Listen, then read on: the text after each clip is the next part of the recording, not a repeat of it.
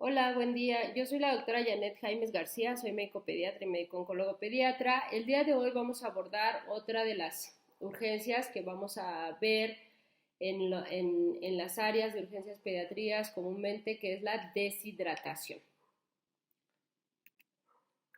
Como concepto tenemos que la deshidratación es un estado clínico que es consecutivo a la pérdida de agua y de solutos.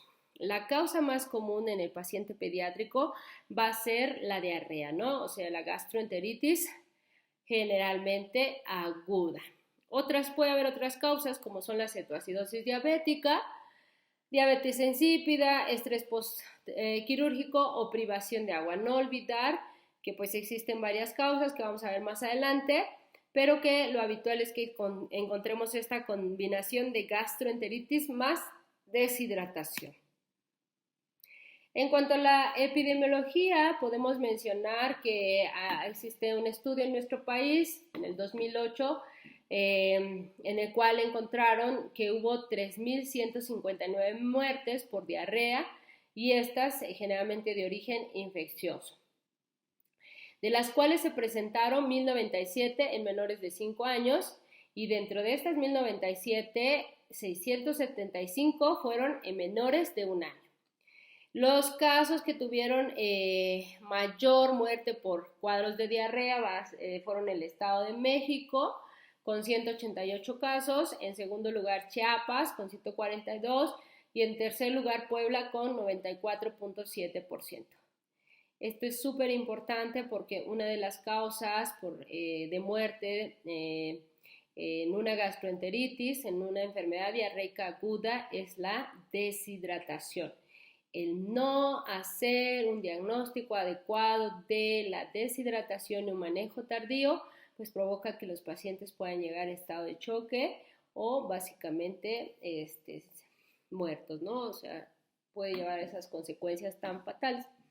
En este recuerdo vamos a ver pues una de las características muy típicas, ¿no?, de los pacientes pediátricos, en el cual pues habitualmente las cantidades de agua son mucho mayor con respecto a las del adulto, teniendo en cuenta que estas son más importantes sobre todo o impactantes en cuanto a su distribución en el paciente prematuro y en el paciente recién nacido. La etiología entonces la podemos dividir principalmente en dos, en lo que es el incremento en las pérdidas y en la falta de aporte. En relación al incremento de las pérdidas, tenemos pérdidas de origen intestinal, como es el vómito, la diarrea, los gastos por sondas, ¿no?, en algunos procedimientos quirúrgicos u otras patologías que requieran sondas, y hay una pérdida importante, las fístulas intestinales. En relación al aumento de las pérdidas por manera extraintestinal, tenemos como una de las causas las quemaduras, el uso de diuréticos, la diuresis osmótica, la poliuria, la fiebre. Por falta de aporte tenemos la falta de aporte por vía oral, es la privación de la ingesta por vía oral. Por ejemplo, el paciente le dan vía oral, pero no tolera la vía oral, ¿no? Pacientes con intolerancia a la vía oral.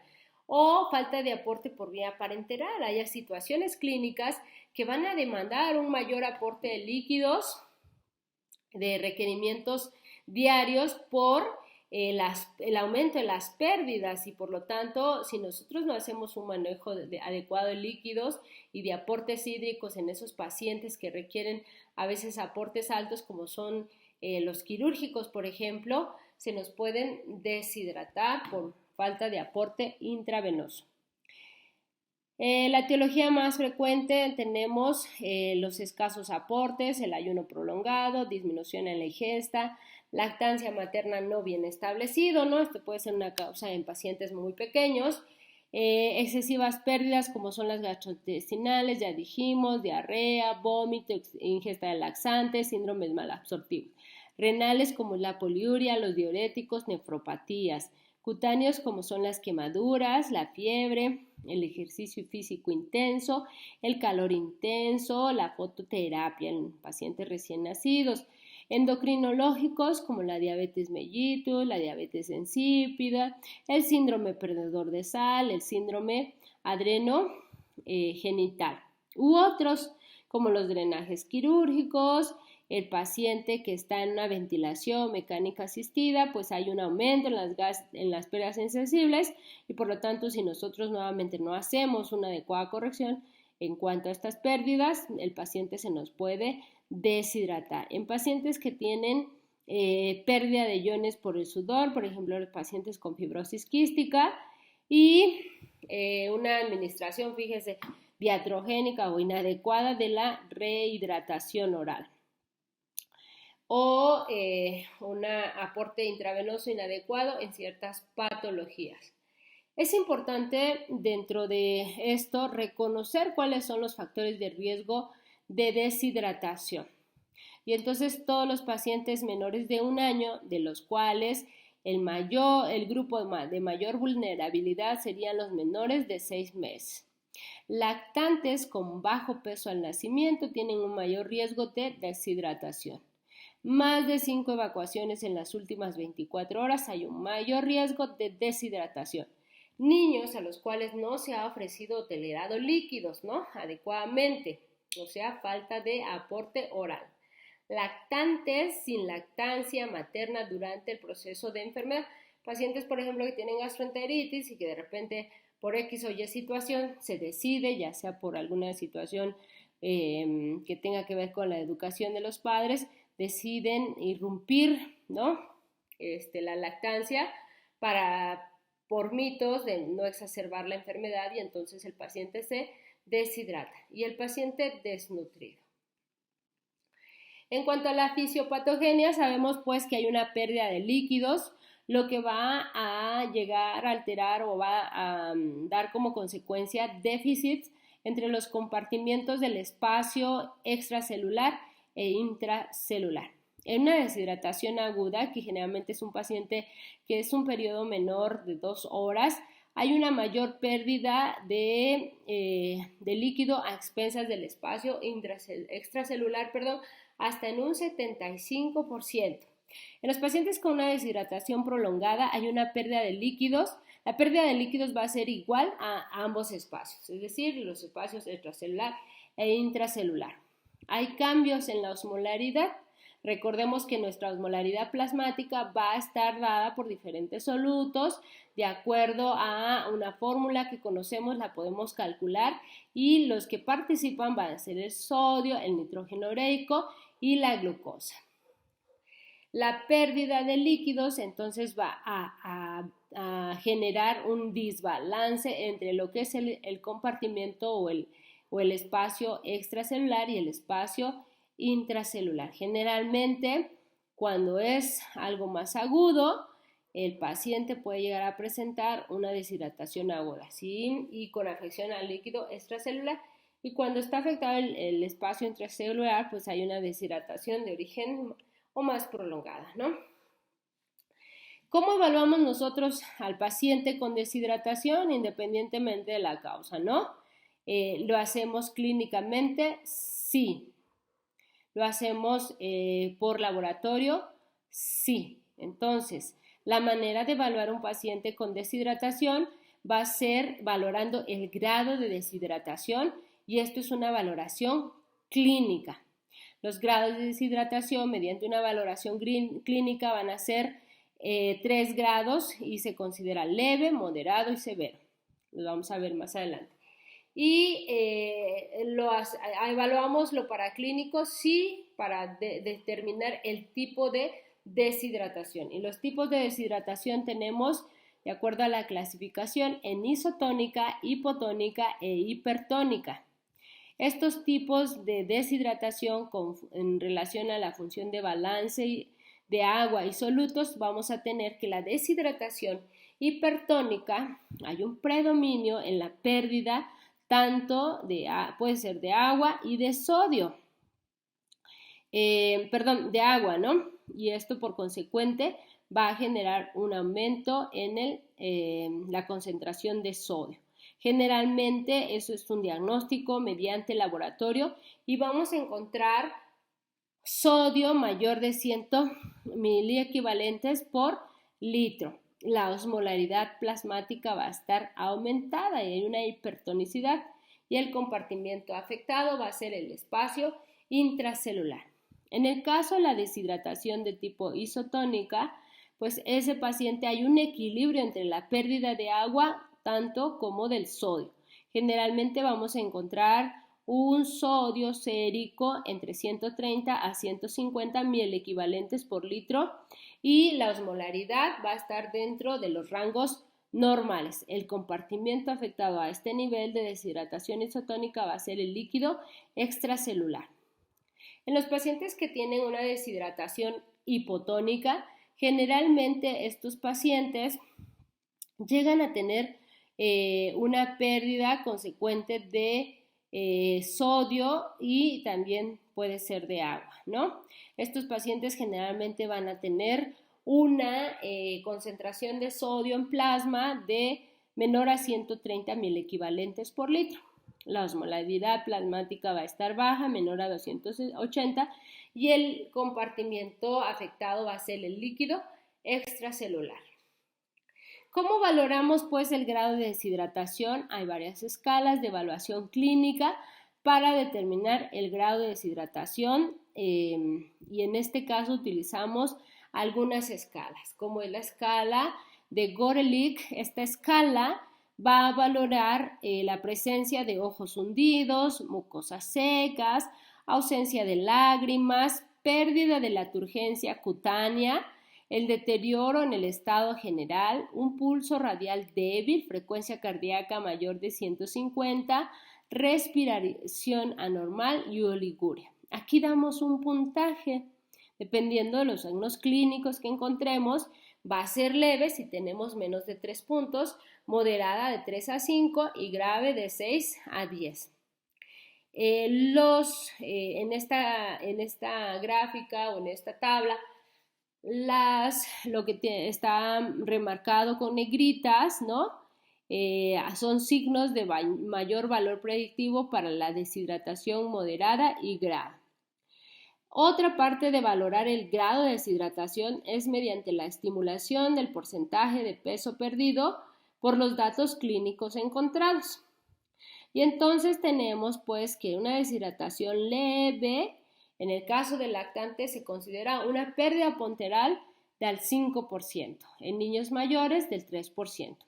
Una deshidratación leve clínicamente va a tener un pulso normal, una tensión arterial normal, un llenado capilar menor de 2 segundos, la fontanela anterior va a estar normal, el tono ocular va a estar normal, puede haber presencia de lágrimas durante el llanto, mucosa oral hidratada o saliva filante, sed leve, turgencia de la piel normal, estado de alerta neurológico alerta o ligeramente irritable y el gasto urinario va a estar normal. En el caso de una deshidratación moderada, en el cual dijimos que hay una pérdida en lactantes del 10% y niños mayores del 6%, vamos a encontrar un pulso ligeramente incrementado, una tensión arterial normal o baja, vean, empieza a haber alteraciones ya en esta repercusión clínica de hipoperfusión.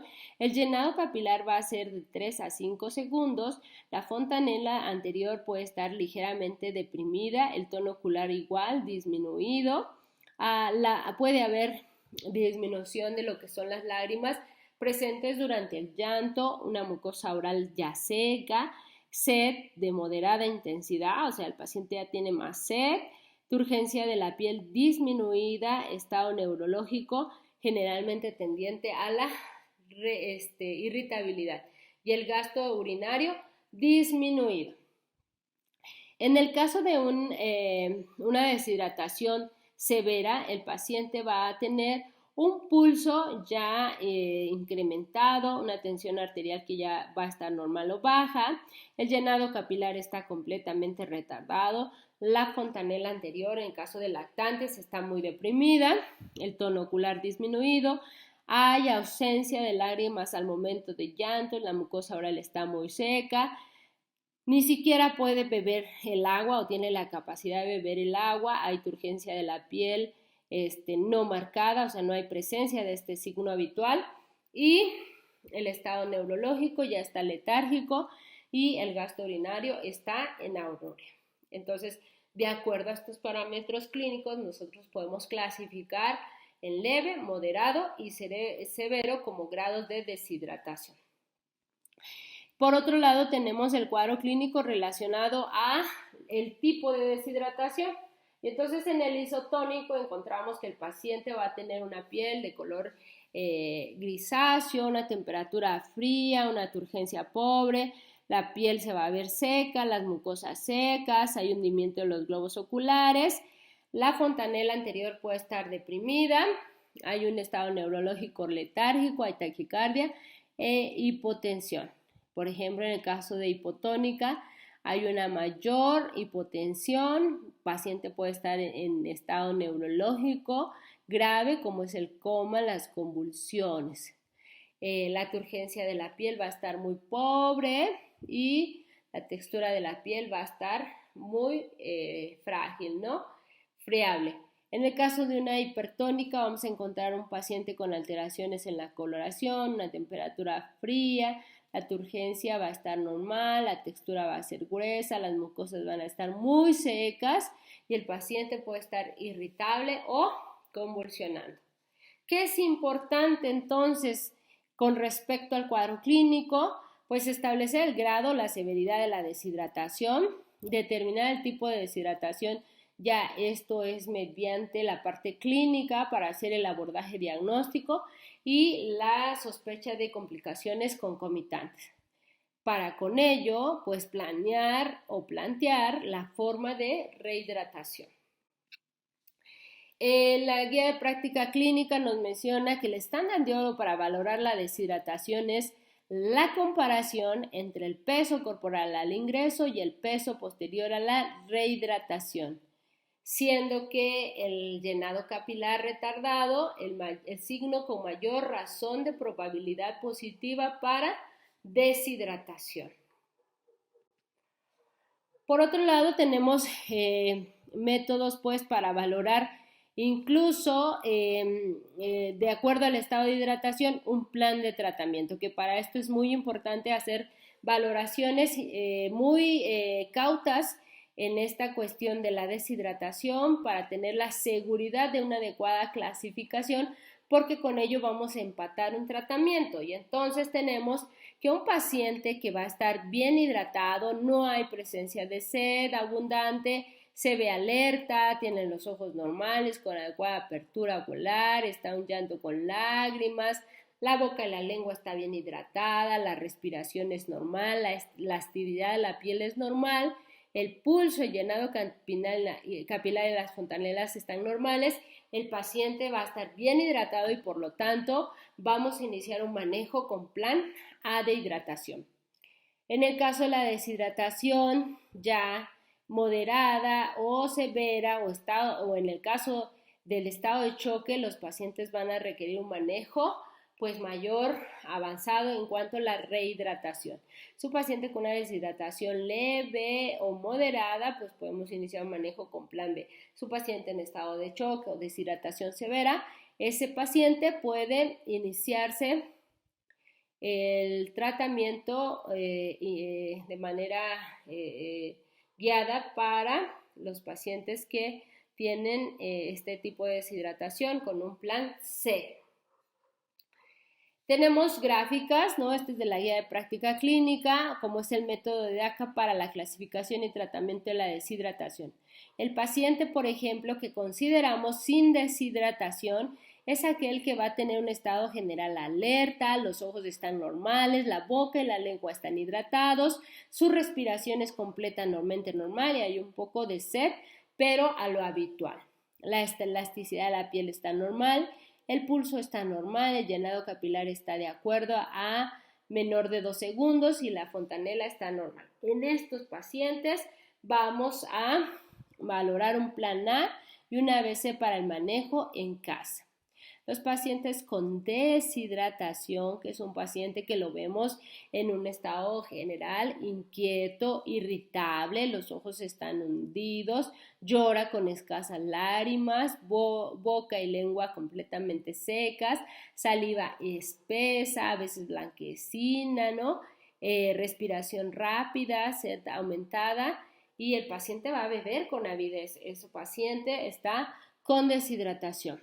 Hay alteraciones en la turgencia de la piel mayor de 2 segundos, aunque hay un pulso normal, un llenado capilar ya que empieza a retardarse y una fontanela hundida. En estos pacientes los clasificamos pacientes con deshidratación y los enviamos a plan B.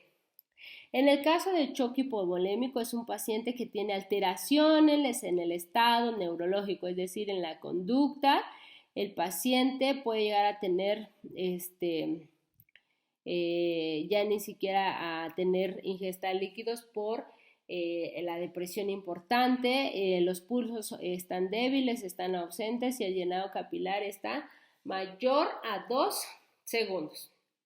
En este tipo de pacientes consideramos que está en un estado de choque e iniciamos un plan C de tratamiento. Existe esta otra escala de evaluación, que es la evaluación en el cual vamos a valorar la apariencia general, los ojos, las membranas de las mucosas, las lágrimas y el peso corporal para dar un puntaje, ¿no? Y de acuerdo al puntaje que obtengamos, vamos a tener pacientes con 0 puntaje, quiere decir que no hay deshidratación. De 1 a 4 hay una deshidratación leve y de 5 a 8 hay una deshidratación moderada a grave. Tenemos esta escala clínica de los grados de deshidratación y entonces vamos a tener que están los signos o síntomas durante el interrogatorio, pero además los signos en la exploración física. Entonces debemos de valorar qué paciente está sin datos clínicos de deshidratación, qué paciente tiene clínicamente deshidratación y los pacientes que clínicamente están en shock. Esto es con la finalidad de iniciar un tratamiento oportuno y dirigido a este tipo de situaciones o complicaciones. ¿Cuándo está recomendado que en un paciente dentro del abordaje paraclínico se evalúe el uso de laboratorios? Entonces, estos pacientes generalmente van a ser los que tienen una deshidratación grave, una deshidratación moderada con sospecha de hipernatremia, con episodios incompatibles simples, además de factores comórbidos. Deshidratación clínica sin choque que requiera hidratación intravenosa. Entonces, en este caso, ¿qué está indicado? Hacer electrolitos séricos, una urea, una creatinina, como estudios base para el abordaje, ¿no? Y entonces nos vamos a enfocar al tratamiento.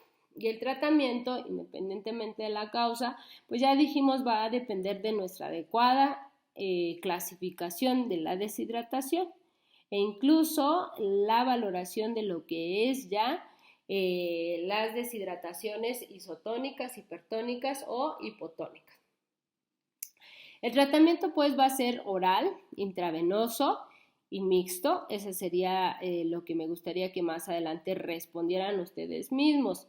Y entonces, ¿qué vamos a valorar? Pues primero la vía, ¿no? ¿Por qué vía vamos a rehidratar? Y esto va a depender del grado de deshidratación. Segundo, vamos a valorar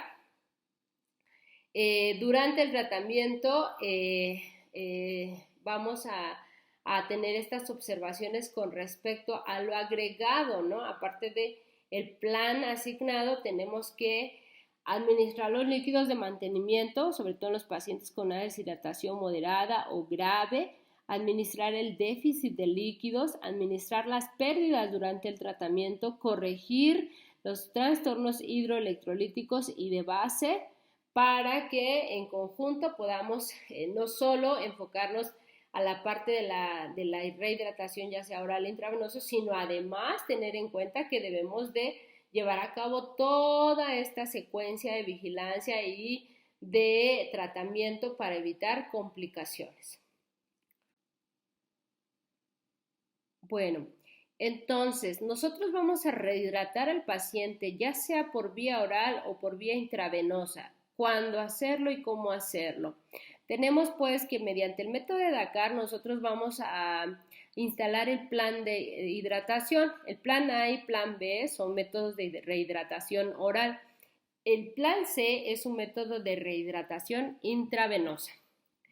Y la rehidratación o el plan de manejo por hidratación oral es mediante soluciones de rehidratación oral, el suero oral, que van a estar caracterizados por una baja osmolaridad, de acuerdo con una osmolaridad de 245 milimoles por litro, un sodio de 75 mil equivalentes por litro y una relación de glucosa de 75 mil equivalentes por litro.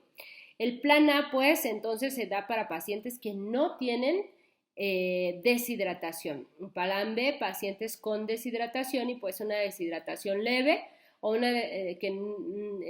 o bien una deshidratación moderada. Y el plan C está condicionado para los pacientes que están en estado de choque o una deshidratación severa o bien una deshidratación moderada que no responde al tratamiento de rehidratación oral. Entonces, tener en cuenta estas aseveraciones con respecto a qué pacientes van a tener plan A, plan B, plan C. Bueno, y aquí tenemos lo que es el plan A de hidratación, que como mencionamos, el plan A de rehidratación oral, que como mencionamos son para pacientes que no tienen deshidratación. Aquí tenemos lo que son las terapias de hidratación oral, es decir, las soluciones de hidratación oral como una parte coadyuvante al manejo del plan A. Y recordemos que estas soluciones de rehidratación oral pues tienen bases fisiológicas y están basadas en el transporte acoplado de lo que es el sodio y los nutrientes a través de la membrana del enterocito por una proteína cotransportadora que va a favorecer pues la absorción de líquidos, de electrolitos, entre ellos sodio y de nutrientes, ¿no? Favoreciendo pues con ello la hidratación. Nosotros en el plan A, bueno, y aquí definitivamente en esta tabla vamos a encontrar las diferencias con las recomendaciones de los aportes en base a estos nutrientes, en base a estos electrolitos y en base a la osmolaridad, de acuerdo a las diferentes organizaciones o academias a nivel internacional. Como mencionamos, por ejemplo, la Organización Mundial de la Salud con respecto a la solución oral para rehidratación, el Vidosur oral, va a estar compuesta con un sodio a razón de 75 mil equivalentes por litro, ¿no? Glucosa a razón de 75 mil equivalentes por litro y una osmolaridad de 245, que es pues el estándar que nosotros utilizamos. Y también pues considerar pues que este plan tiene como objetivos pues evitar, ¿no?, la deshidratación. Y las bases son para la hidratación en el plan A. Las bases, ¿no?, los objetivos es continuar una alimentación habitual, es decir, no cambiar aumentar nuestra alimentación que el paciente lleva, aumentar la ingesta de líquidos y acudir de manera oportuna ante los datos de alarma o de deshidratación. Esto es con la finalidad, pues primero, la alimentación que debe de ser continua y debe ser mantenida de manera habitual con la finalidad de mantener la nutrición del paciente. En el caso de las bebidas o el aumento de la ingesta de líquidos con la finalidad de prevenir la deshidratación y en el caso de acudir oportunamente ante los datos de alarma, pues es para tratar de manera oportuna complicaciones que vayan a poner en riesgo la vida de ese paciente, ¿no? Y evitar con ello pues la mortalidad que vemos actualmente en los cuadros de deshidratación. Las recomendaciones para la ingesta ya de rehidratación oral mediante el suero en este plan van a razón de 75 mililitros de suero oral en pacientes menores de 1 año y de 150 mililitros en pacientes mayores de 1 año, después de cada evacuación. Es importante adiestrar al papá, a la mamá, al cuidador primario de ese paciente de estas medidas y estos objetivos en relación a la prevención o con la finalidad pues de evitar la deshidratación y así como darle los datos de alarma para acudir oportunamente, es decir, boca seca, llanto sin lágrimas, se ve más decaído, el paciente no está tolerando, debe de acudir no está tolerando adecuadamente el suero oral, tiene que acudir de manera oportuna para una revaloración, ¿no? Tenemos el plan B de hidratación. Este plan está considerado para los pacientes que tienen una deshidratación leve, una deshidratación moderada. Se utiliza, la rehidratación es por vía oral y aquí utilizamos nuevamente vida suero oral a una dosis de 100 mililitros por kilo de peso, los cuales vamos a administrar en 4 horas. Esa cantidad, ¿no?, que nosotros calculamos la vamos a dividir en 8 fracciones y cada fracción lo vamos a dar cada 30 minutos. Por ejemplo, ¿no?, si el paciente pesa 8 kilos, son 800 mililitros y si lo fraccionamos van a ser 100 mililitros cada 30 minutos hasta completar 4 horas. Nosotros en 4 horas, aquí lo recomendable es dar estas cantidades en ese tiempo y lo vamos a dar, pues básicamente es continuo, ¿verdad? Pero tiene que darse de manera lenta y en porciones pequeñas, ¿no? Generalmente lo que se recomienda es a cucharadas en sorbos pequeños para evitar pues que vaya a haber presencia de vómito e intolerancia. Nosotros a las 4 horas de haber terminado este plan y constantemente debemos de estar reevaluando el estado de hidratación, si ha mejorado o no ha mejorado. Si el paciente mejora pero aún persiste con deshidratación leve, podemos continuar este plan B 4 horas más. Si el paciente no muestra datos de mejoría, no ha corregido la deshidratación moderada, se pasa entonces a un plan C de hidratación. Tenemos en este cuadro las indicaciones y contraindicaciones para la terapia de rehidratación por medio de suero oral. Las indicaciones es que tenga el paciente adecuada tolerancia a la vía oral, pérdidas fecales menores a 10 mililitros por kilo por hora, un paciente que no presente alteraciones intestinales como es el ilio, paciente que no presente episodios convulsivos, paciente que no presente datos de sepsis, sin alteraciones en el estado de conciencia y bueno, las indicaciones de la rehidratación a través del suero oral en el plan B es mediante en pacientes con deshidratación leve o moderada. Las contraindicaciones para la rehidratación con suero oral van a ser la deshidratación grave, el estado de choque hipovolémico, alteraciones en el nivel de estado de conciencia, un estado de ilio, ¿no?, pérdidas fecales intensas mayores a 10 mililitros por kilo por día, sospecha de abdomen agudo y convulsiones, ¿no? A veces el paciente puede ser que no tenga una deshidratación severa, pero si el paciente pasó una deshidratación moderada, está prolongada y por tanto desequilibrio hidroelectrolítico, ese paciente llega a ser un ilio, ¿no?, por alteraciones hidroelectrolíticas, pues por más que queramos dar la vida suero oral mediante rehidratación oral, pues no lo vamos a lograr, ¿no? Está contraindicado completamente. Entonces tenemos que valorar estas situaciones de indicaciones y contraindicaciones de la terapia de rehidratación oral. El plan C es para los pacientes que tienen deshidratación severa o choque, o bien, ¿no?, un paciente que tiene una deshidratación moderada y que no revierte los datos de deshidratación moderada tras 4 horas de rehidratación oral. A estos pacientes se considera iniciar el plan C de hidratación. El plan C de hidratación va a tener diferentes aportes de acuerdo a las horas de la rehidratación intravenosa y tenemos pues que en la primera hora puede darse un tratamiento de rehidratación intravenosa a una dosis de 60 mililitros por kilo en la primera hora o bien dosis de 20 mililitros por kilo por dosis con revaloraciones tras su administración, que generalmente es en carga rápida y tenemos que revalorar.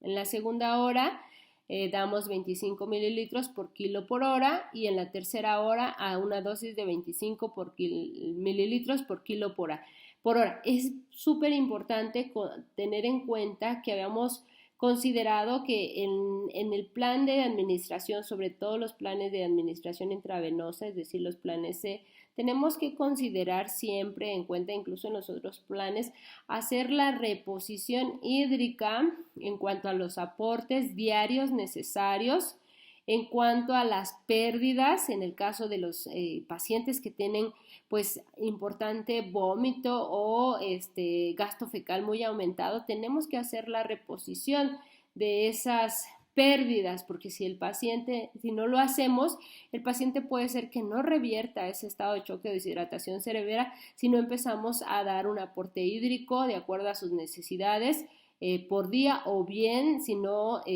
hacemos la reposición de las pérdidas que está teniendo el paciente a través de diarrea o vómito. Entonces, en tener en cuenta que hay un manejo intensivo inicial, que son estas cargas rápidas de 20 mililitros hasta una dosis de 3 en la primera hora, vigilando y revalorando tras cada administración de estas cargas si hay reversión de lo que son los datos de deshidratación para pasar al cambio de la dosis de acuerdo al estado de hidratación, ¿no? Tenemos que valorar el pulso, el llenado capilar, la frecuencia cardíaca, la tensión arterial para ir valorando si hay corrección de esos datos de deshidratación y detener estas cargas rápidas en el momento que ha mejorado, ¿no? Como máximo teniendo en cuenta que tenemos una dosis máxima de 60 mililitros por kilo por hora.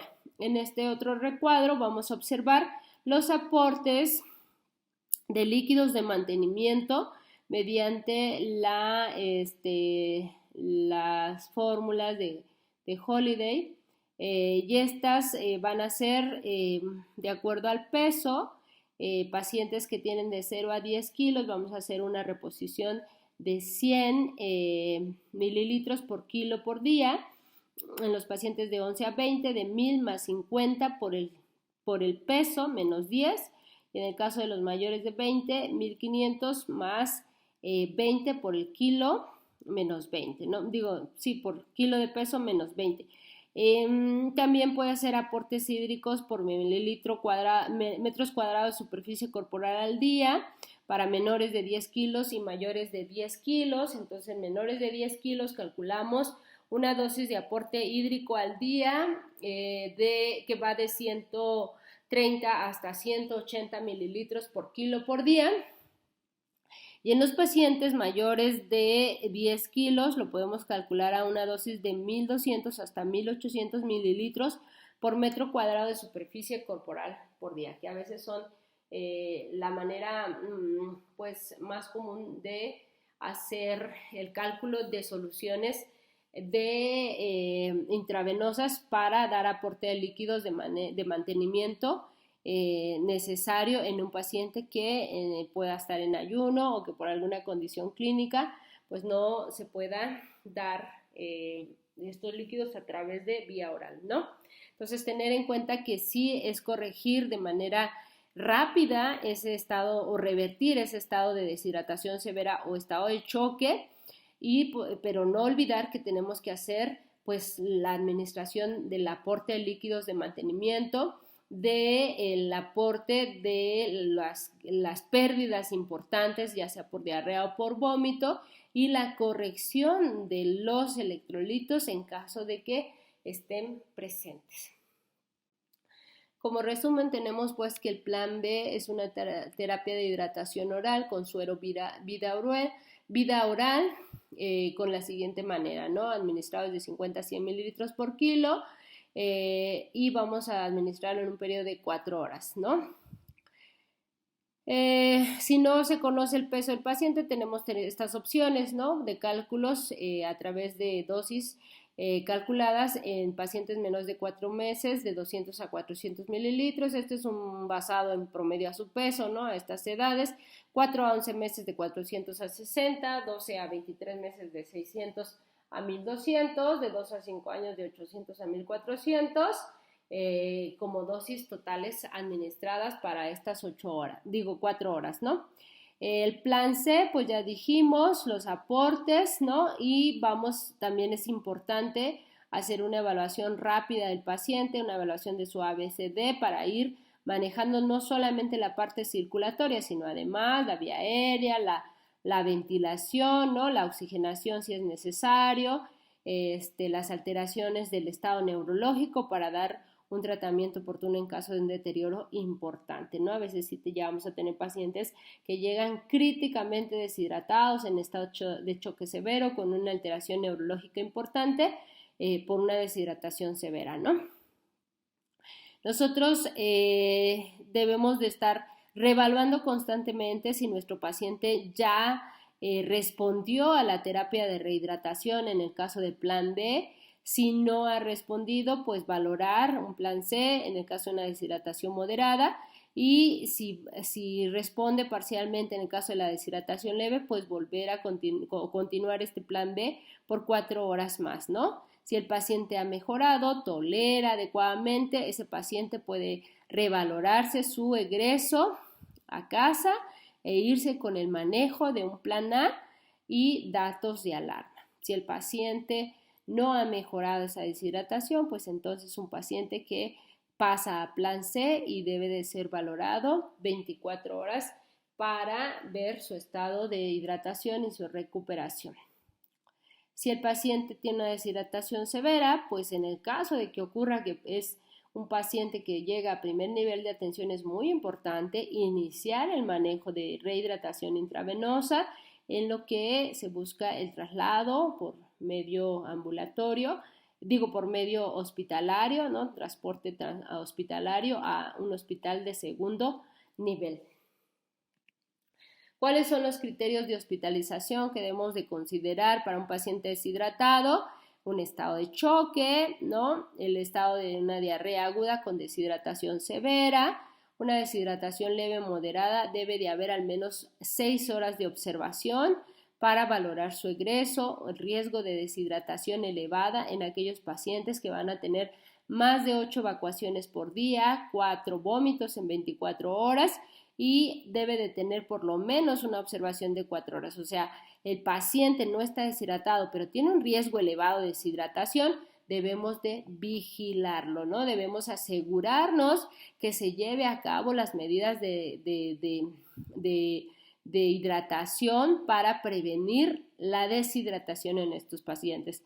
Paciente que tiene una normalidad neurológica, que hay falla al tratamiento con vida cerebral, que hay sospecha de una condición quirúrgica, o sea, la misma gastroenteritis se puede dar un cuadro oclusivo, un milio, una invaginación. Entonces, en estos pacientes no deben de enviarse a casa. Y la parte siempre de valorar la situación familiar en cuanto a cuidadores primarios o padres inexpertos. Considerar la referencia a segundo nivel en pacientes que tienen deshidratación moderada o severa, en niños menores de 6 meses, en niños que tengan más de 8 evacuaciones líquidas en 24 horas, en niños con más de 4 vómitos en 24 horas. Aquellos niños quienes sus padres o cuidadores se piense sean inhábiles para manejar las condiciones de los niños en el hogar satisfactoriamente. Estos pacientes debemos de vigilarlos de manera hospitalaria, asegurar que van a estarse hidratando adecuadamente, adiestrándose a los padres para egreso a domicilio. Entonces, cada que tengamos un paciente con deshidratación o riesgo de deshidratación, ya sea por una gastroenteritis u otra patología adyacente, nosotros debemos de evaluar clínicamente el grado de deshidratación e incluso clínicamente el probable tipo de deshidratación.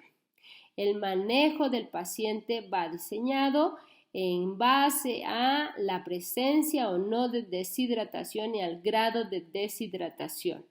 Recordar que pues tenemos el plan A para pacientes sin deshidratación, el plan B para pacientes con deshidratación leve o moderada y el plan C para pacientes con deshidratación severa o estado de choque o pacientes con una deshidratación moderada que ha fracasado al tratamiento de la terapia de rehidratación oral.